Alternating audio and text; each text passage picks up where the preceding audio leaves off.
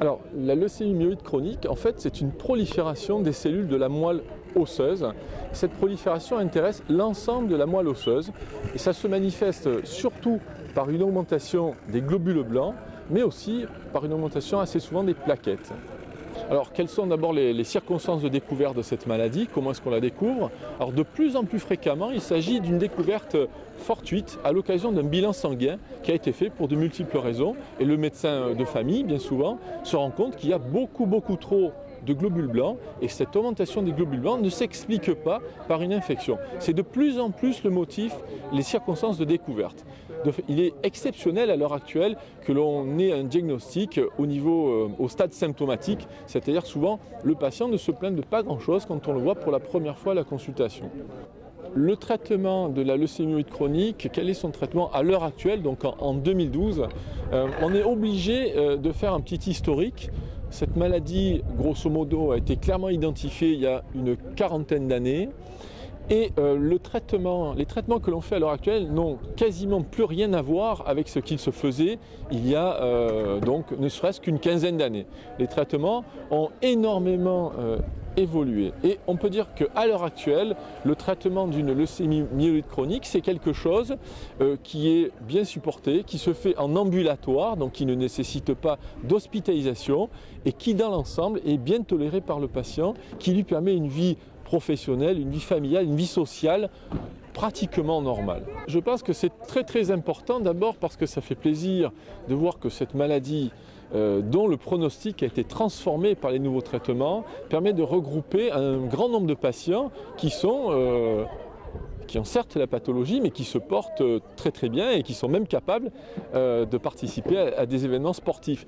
Je pense que ça permet de dédramatiser, parce que notre langage médical est très anxiogène, on est obligé de prononcer le terme de leucémie. Et le terme de leucémie fait excessivement peur. Or, en hématologie, d'abord, dans leur ensemble, les leucémies ont à l'heure actuelle toutes des traitements adaptés qui peuvent permettre une guérison, mais plus particulièrement dans la leucémie myéloïde chronique, ce traitement est relativement simple et relativement bien toléré.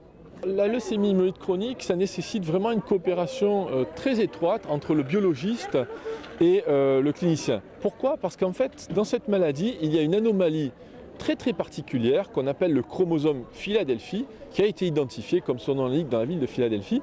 Et en fait, le diagnostic nécessite que l'on trouve ce chromosome ou ses équivalents moléculaires, et le traitement nécessite que l'on suive la maladie, certes sur la clinique, sur les prises de sang, mais aussi sur l'évolution de ce chromosome ou de ses équivalents moléculaires qui nous dictent vraiment la conduite à tenir dans le traitement. Donc c'est vraiment une coopération encore peut-être plus étroite que dans notre pathologie entre le clinicien et le biologiste, hématologiste et le biologiste que l'on appelle biologiste moléculaire, ainsi que le biologiste que l'on appelle cytogénéticien.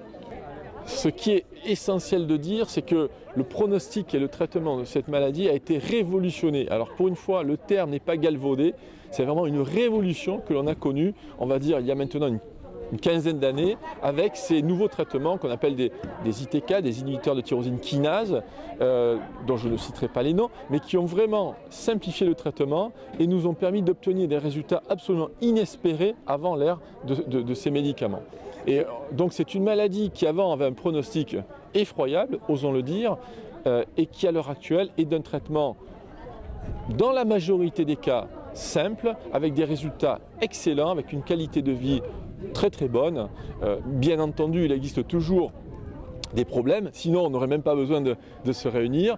Une certaine partie des patients peuvent échapper au traitement en raison de nouvelles mutations et cela justifie pleinement que l'on poursuive les efforts pour encore améliorer l'efficacité des traitements, surtout dans des cas particuliers de patients présentant des mutations très particulières dans leur maladie.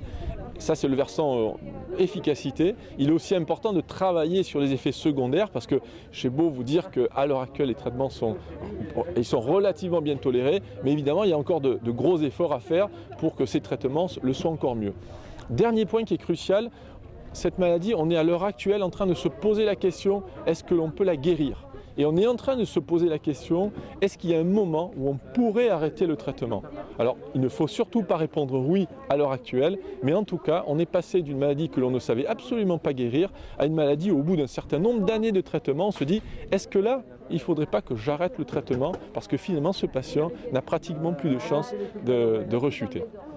En hématologie, ça fait partie des pathologies pour lesquelles les percées et les avancées thérapeutiques ont été les plus spectaculaires.